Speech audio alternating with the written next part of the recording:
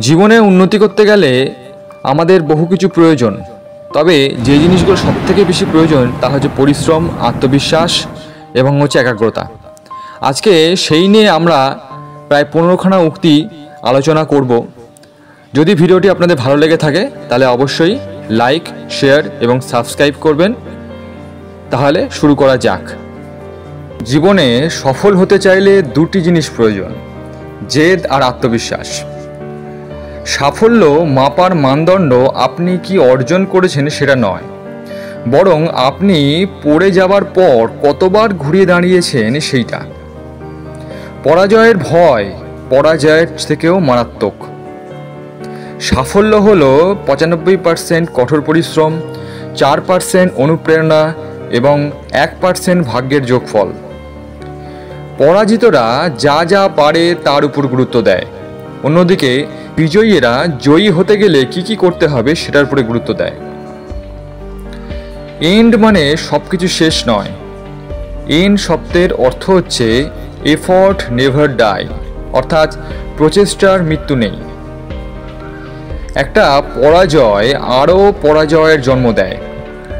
প্রত্যেকটি পরাজয়ের পর মানুষ তার আত্মমূল্য হারিয়ে ফেলে, যেটা তার পরবর্তী হারের কারণ।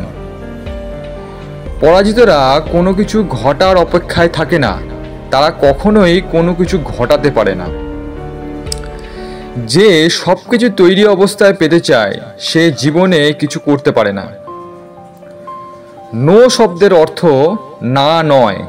নো মানে হলো নেক্সট অপরচুনিটি বা পরবর্তী সুযোগ।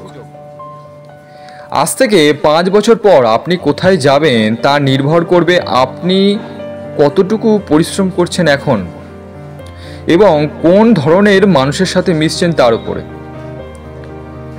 ফার্স্ট ইমপ্রেশন খুবই গুরুত্বপূর্ণ। একজনের সাথে সাক্ষাৎ হওয়ার 3 থেকে 5 সেকেন্ডের মধ্যে তার সম্পর্কে একটা ধারণা তৈরি করা যায়।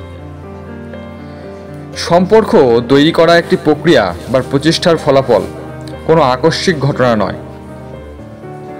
মানুষের ইচ্ছাশক্তি তার ভাগ্যকে নিয়ন্ত্রণ করে। গুরুত্বপূর্ণ সিদ্ধান্ত নেবার সময় যে আবেগকে কম মস্তিষ্কে বেশি প্রাধান্য দেয় সে জীবনে সফল হয়।